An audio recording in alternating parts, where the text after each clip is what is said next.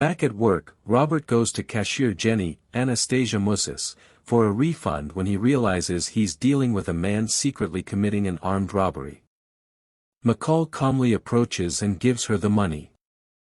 The thief also demands Jenny's ring, which belonged to her mother. With tears in his eyes, he hands it to her. McCall examines some of the man's details, such as his tattoos and clothing. She thinks about moving, but doesn't do it because the children could enter the store and hurt themselves. Instead, McCall follows the man outside, carefully checking the car's license plates as they drive. According to police, it was part of a series of robberies committed by the same man. McCall then retrieves the gavel from the shelf. The next day, Jenny finds her ring in the register and McCall puts the hammer back on its holder after cleaning it. Meanwhile, Teddy finds out about Alina's disappearance among the Slavic girls and questions Mandy, who says she doesn't know them very well. He later visits Mandy and intimidates her into revealing that he lied. He tells her about the night he visited Alina in the hospital and she tells him about an unknown but kind black man who also came and asked about Alina, although she never found out who he was. Teddy then strangles him to death for lying to him. With this new information in mind, Teddy finds video evidence of McCall entering the restaurant, but neither of them ever left.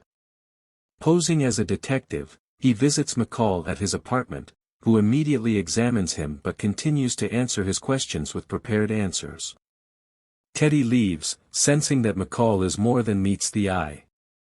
Teddy gets more information about McCall, but what they can find on him shows empty files with no indication that he had anything to do with Slavi's death. Teddy thinks everything they know about McCall is fabricated. Then he turns off the light by plugging the knife into the socket. He exits the restaurant and uses his cell phone to take pictures of Teddy and his men in the car before leaving. Knowing where he lives, the gangsters follow McCall home.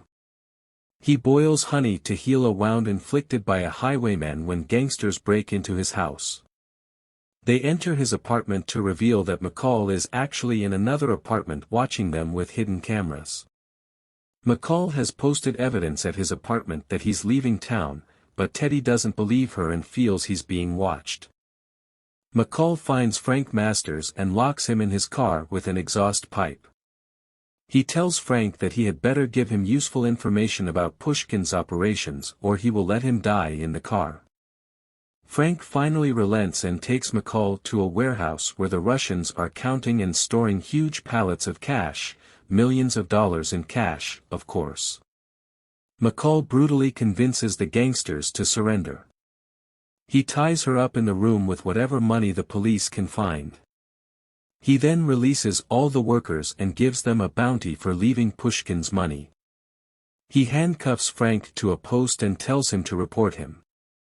She then convinces Frank one last time that he's a good cop, feeding him information she knows Frank probably has hidden somewhere in case he needs to pressure Pushkin. When the police arrive, they find the gangsters, the money, and arrest Frank.